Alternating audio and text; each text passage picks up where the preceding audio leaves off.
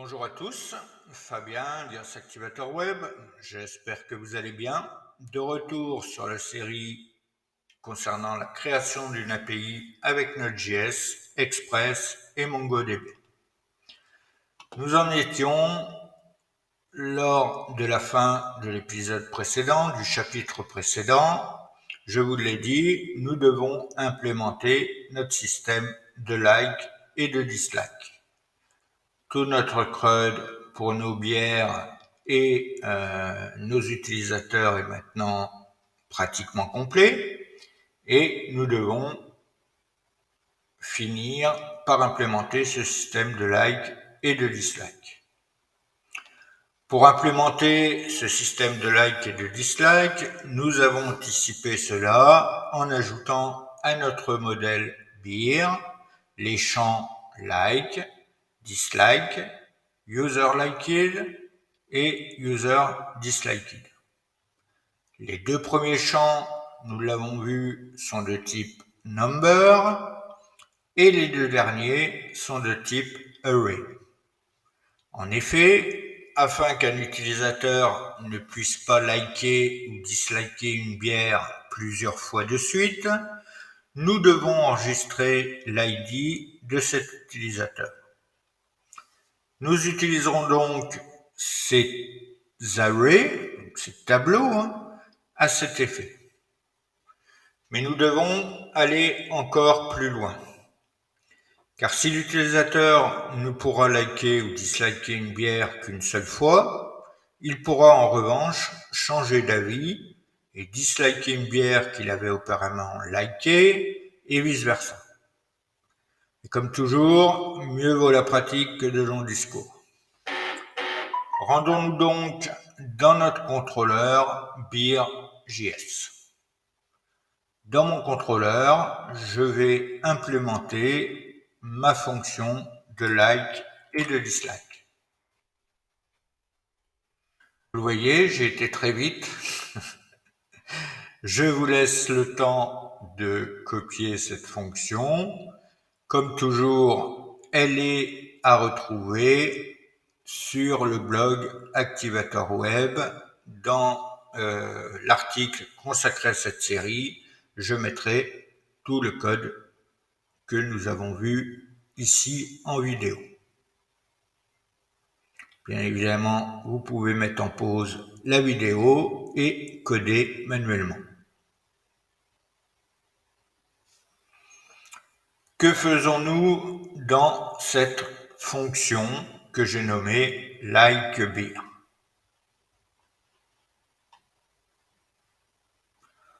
On commence par récupérer le user ID. Donc, dans mon user ID sera égal au corps de la requête de mon champ user ID.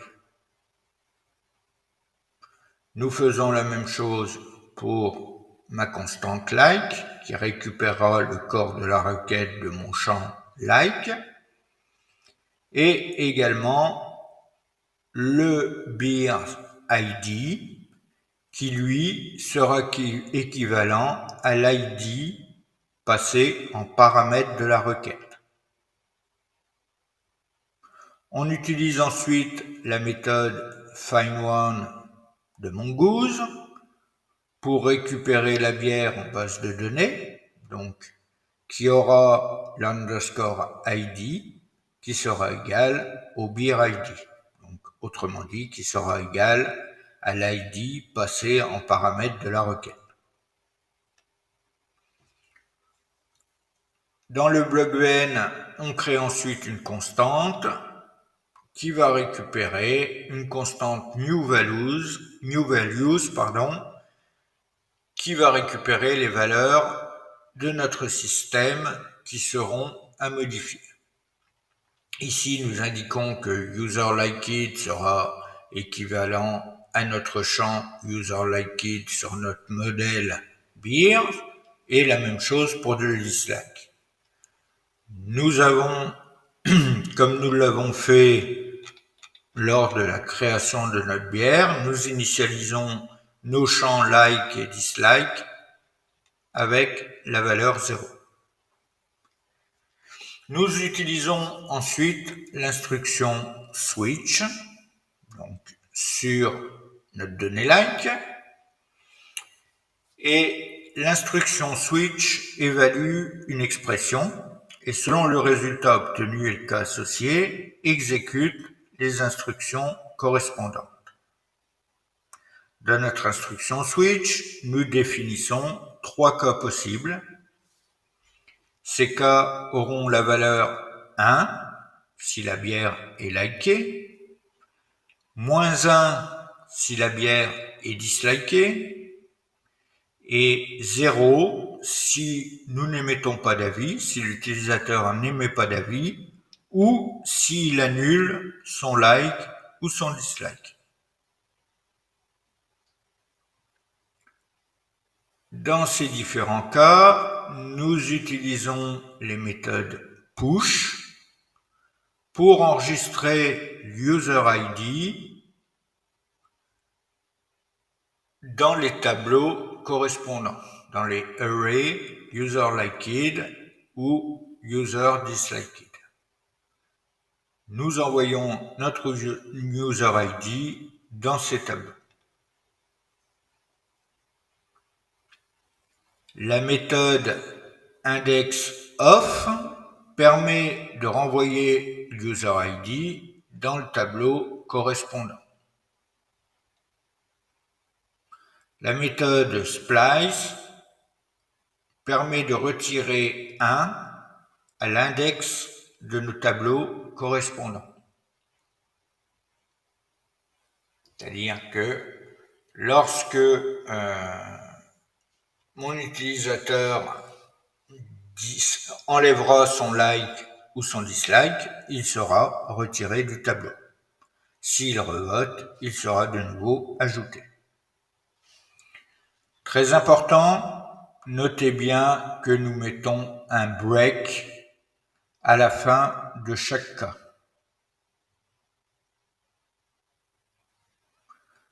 Ceci pour que notre switch fonctionne correctement. Si nous oublions un break, la valeur ne passera pas au cas suivant. C'est-à-dire que si nous likons ici, que nous enlevons le break ou que nous ne mettons pas ce break-ci ou ce break-ça, ou ce break-là, pardon, eh bien, notre système de like et dislike ne fonctionnera pas correctement, puisque nous devons, dans chacun des cas, passer au cas suivant.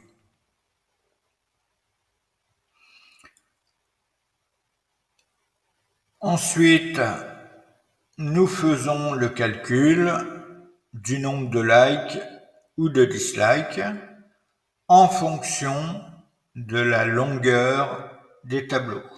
Ici, length signifie longueur pour les tableaux. Enfin, avec la méthode update1, nous mettons à jour les nouvelles valeurs et nous renvoyons un succès ou une erreur. Vous en avez maintenant l'habitude. Notre fonction de like et de dislike est maintenant créée et nous devons la mettre en place sur la route post pour pouvoir liker et disliker. Je vais donc me rendre sur mon routeur. Comme nous avons vu dans les spécifications techniques, pour liker ou disliker une bière, nous avons une route spécifique. Donc nous allons envoyer des données. Nous devons donc utiliser une route post. Comme nous allons liker une bière en particulier, nous utiliserons en paramètre l'ID de la bière, comme nous l'avons fait ici pour récupérer une seule bière, ici pour modifier une seule bière, ou ici pour supprimer une seule bière. Donc nous utiliserons l'ID en paramètre de requête. C'est ce que nous avons d'ailleurs codé dans notre fonction likeBeer. Ici, nous utilisons bien l'ID de la bière. Et enfin, nous avons vu donc dans les spécifications techniques que nous devons utiliser à la fin de notre endpoint un /like. Je vais mettre ma route post après la route post de ma bière. Je vais donc créer routeur.post. J'indique ensuite mon endpoint qui sera /2.id/like. Je dois bien entendu être authentifié puisque je dois récupérer l'user ID de mon utilisateur. Donc j'utilise mon middleware Authentication. Et ensuite, j'appelle mon contrôleur, donc beer contrôleur, avec la fonction likeBeer.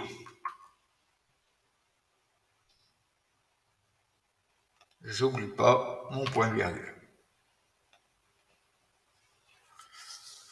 Nous utilisons donc le endpoint like à la fin, à la suite de notre paramètre d'ID, tel que défini, je vous le rappelle, dans les spécifications techniques et fonctionnelles.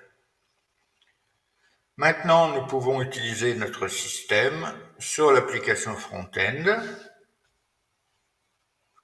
Allons faire un test. Ici, je vais cliquer sur cette bière de Noël. Si je clique sur l'icône like, j'ai bien ici mon like qui est ajouté avec la valeur 1.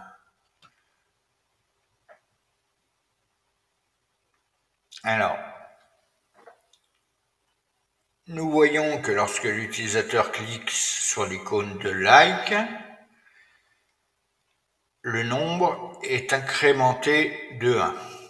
Si l'utilisateur veut changer son avis, il doit d'abord cliquer sur l'icône, revenir à 0, revenir à l'index, et ensuite cliquer sur l'icône dislike. Je change d'avis, je veux enlever mon dislike, je ne peux pas liker directement. Vous voyez, mon bouton n'est pas actif, puisque je ne peux pas voter plusieurs fois pour une bière. Je dois donc enlever mon dislike, et cette fois, je peux liker. Ici, c'est pour qu'un utilisateur ne puisse pas à la fois liker et à la fois disliker, ou liker plusieurs fois ou disliker plusieurs fois. Là, si je voudrais liker 2 fois, je ne peux pas puisque je reviens à mon index 0. Regardons côté base de données. Ici, j'actualise ma base de données. Dans mes produits, je vois qu'ici, ma bière de Noël, qui est donc celle que j'ai sélectionnée, a bien la valeur like 1. Dans mon tableau User Liked, j'ai bien mon identifiant, mon User ID qui est inscrit. Si j'enlève mon like,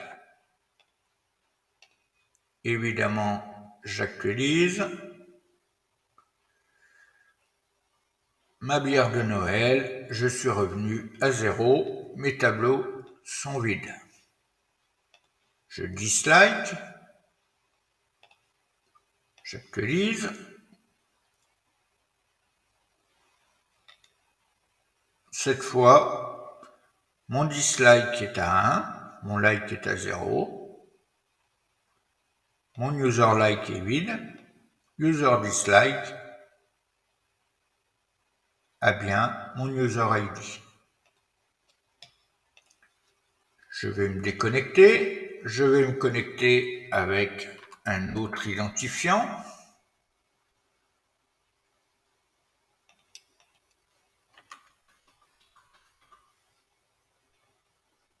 Je retourne sur la bière de Noël. Ici, j'ai bien la valeur 1 sur mon dislike. Si je like, puisque je ne suis pas le même utilisateur, j'ai bien 1 et 1. Notre base de données, bien entendu, est mise à jour. Notre bière de Noël a bien un like et un dislike. Et dans notre tableau User Liked, nous avons User ID de l'utilisateur qui a liké. Et nous avons un autre User ID de l'utilisateur qui a disliké. Et ceci, je peux très bien également mettre un dislike et nous voyons, nous sommes incrémentés de 2. J'actualise.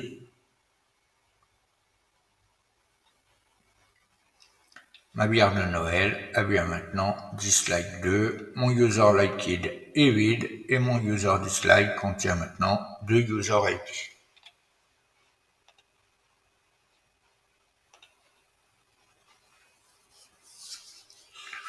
Je viens de le dire, notre API est fonctionnel.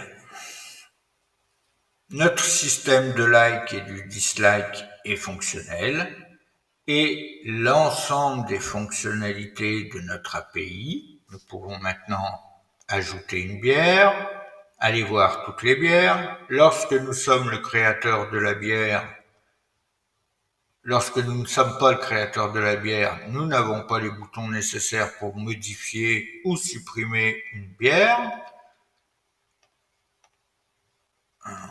J'ai pas dû en créer.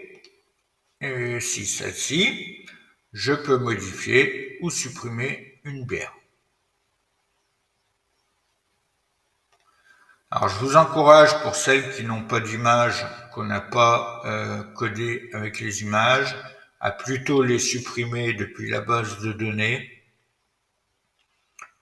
et à recommencer. En créer de nouvelles depuis l'application Front-End. Ici, si je modifie, j'ajoute une image. Pardon. Si ça fonctionne. Tout fonctionne bien. Évidemment, pour ajouter une image, il faut être le créateur de la bière. Je viens de le dire, notre API est fonctionnelle. Nous verrons en bonus de cette série, puisque sur Activator Web, vous le savez maintenant, il y a toujours un petit bonus. Nous verrons donc en bonus que nous pouvons apporter des améliorations. Et pour la sécurité de l'application, nous nous devons de le faire. Néanmoins, que de chemin parcouru dans ce tutoriel. Félicitations à vous pour la création de cette API avec Node.js, Express et MongoDB. Vous souhaitez poursuivre en allant un peu plus loin? Rendez-vous dans le bonus de cette série après la petite conclusion qui suit. En effet, nous voici arrivés à la fin de cette série de tutoriels consacrés à la création d'une API avec Node.js, Express et MongoDB. Ne vous inquiétez pas, je viens de vous le dire, comme toujours sur Activator Web, vous aurez droit à un bonus. Mais avant cela, je veux simplement que vous mesuriez la connaissance acquise à la fin de ce tutoriel. Vous savez maintenant créer un serveur Node et l'utiliser pour servir une application Express. Vous avez connecté votre application à une base de données MongoDB et à l'aide du module de Node.js Mongoose, vous avez créé une API RESTful permettant les opérations de CRUD. Vous avez appris à structurer votre code et à le rendre plus robuste, lisible maintenable facilement. Lorsque nous regardons notre code, nous allons dans notre routeur, nous savons tout de suite à quoi correspondent ces routes. Nous avons nommé nos fonctions également de façon à savoir tout de suite à quoi nous sert cette route. Dans notre contrôleur, nous avons également nommé nos fonctions et nous savons à quoi elles servent. Bien évidemment, des commentaires sont toujours bons pour quelqu'un qui n'aurait pas codé et qui utiliserait votre API. Nous avons implémenté une authentification sécurisée à base du token JSON Web Token. Nous avons implémenté la gestion du téléchargement de fichiers, permettant ainsi aux utilisateurs d'ajouter, de supprimer des images. Vous avez également appris à utiliser l'outil Postman, même si là encore, il reste des choses à améliorer. Même moi, je n'ai pas encore la maîtrise complète. Vous l'avez vu au long de cette série. J'ai reçu des avertissements de Postman me disant que mes tokens étaient exposés. Alors, ici, je n'en ai pas tenu compte puisque il s'agit simplement de tests que j'ai fait pendant le développement de mon application. Évidemment, je vais regarder cela de plus près. Je suis comme vous, tous les jours j'apprends, tous les jours j'essaye de me former sur de nouvelles méthodes, sur de nouveaux apprentissages. Il n'y a que comme ça qu'on évolue et toute la vie on apprend. Donc on a également appris à utiliser l'outil Postman. Dans un prochain tutoriel, je vous promets de poster cela sur Activator Web, le blog, également une vidéo, et apprendre à me servir de Postman de façon sécurisée en ayant mis par exemple les tokens et les données sensibles dans des variables d'environnement. Nous verrons également un tutoriel consacré à la documentation d'une API. Rapidement, je viens de me rendre compte également que j'ai oublié tout au long de cette série de tutoriels de pousser notre code sur GitHub. En effet, en début de série, je vous ai fait faire un repository GitHub pour ceux qui ont Git et je vous avais dit qu'on pousserait notre code à la fin de chaque chapitre. Malheureusement, tant de choses à faire que j'ai oublié. Pour ceci, c'est très simple. Il suffit de taper un git add, donc bien être dans notre dossier backend. On tape un git add, un point pour signifier tous les fichiers qui ont été modifiés. Je fais ensuite un git commit -m, j'ouvre mes guillemets et je vais mettre ici fichier de l'API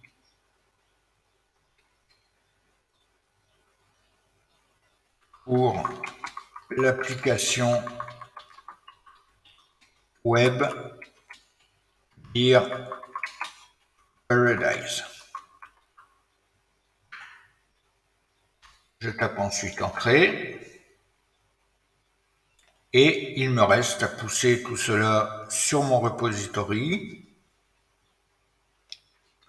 Je le fais donc avec la commande git push origin main et je tape Entrée.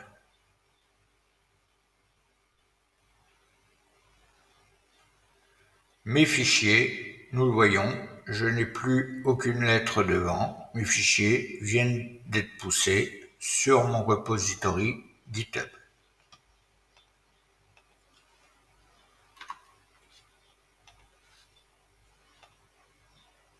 mon repository qui était celui-ci. Mon code est bien maintenant sur le repository backend. Félicitations. Alors, je m'excuse pour avoir oublié à la fin de chaque chapitre d'avoir poussé notre code, car c'est comme cela qu'il faut le faire normalement. Ce n'est pas à la fin que nous devons pousser notre code. C'est vraiment le but de Git et de GitHub est vraiment de versionner notre code. Donc, logiquement, nous devrions, à la fin de chaque journée, et c'est comme ça que je fais d'habitude, à la fin de chaque journée, je pousse mon code sur mon repository. Et je vous encourage vivement à le faire.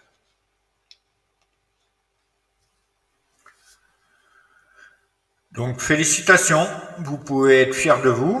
Vous avez maintenant une application à laquelle vous pouvez vous connecter pour utiliser ces fonctionnalités sur n'importe quel front-end. C'est-à-dire qu'ici, je vous ai fait cloner l'application front-end. Vous pouvez tout à fait construire un front-end bien à vous en utilisant notre API. Bien entendu, nous avons dans cette série développé uniquement un schéma de produit et un schéma d'utilisateur, mais libre à vous d'ajouter d'autres modèles, d'autres contrôleurs, d'autres routes, selon le besoin de votre application. J'espère que vous aurez pris plaisir à suivre cette série tout autant que j'ai pris plaisir à la construire. Comme d'habitude, si vous souhaitez soutenir mon travail et m'encourager à continuer de produire du contenu, à continuer à venir apprendre sur Activateur Web, merci de prendre quelques secondes pour vous inscrire sur Activateur Web, à vous abonner à ma page Facebook, à ma chaîne YouTube, à liker, à partager et à me laisser vos commentaires. Créer cette série m'a pris plusieurs longs jours. Alors, merci à ceux qui prendront quelques secondes pour me soutenir. Surtout, prenez soin de vous et surtout, restez curieux. Ah oui, je vous l'ai dit, sur Activateur Web, il y a souvent un bonus en plus. Alors, je vous propose dans ce bonus d'aller un peu plus loin dans le développement de notre application et de lui apporter quelques améliorations. Nous verrons notamment comment modifier et mettre à jour les images d'une bière de façon à lui apporter des améliorations, nous le verrons. Nous verrons également comment valider les données des champs utilisateurs, valider les données des champs de modèles de bière. Nous verrons les entêtes HTTP de sécurité et nous verrons comment sécuriser les données sensibles de notre API. Je vous propose dans ce bonus 5 améliorations qui pour moi sont fondamentales pour notre application et pour pouvoir s'en servir de façon optimale. Je vous donne donc rendez-vous dans le bonus si vous le souhaitez. Je vous remercie de m'avoir suivi et en attendant, prenez soin de vous et surtout, restez curieux.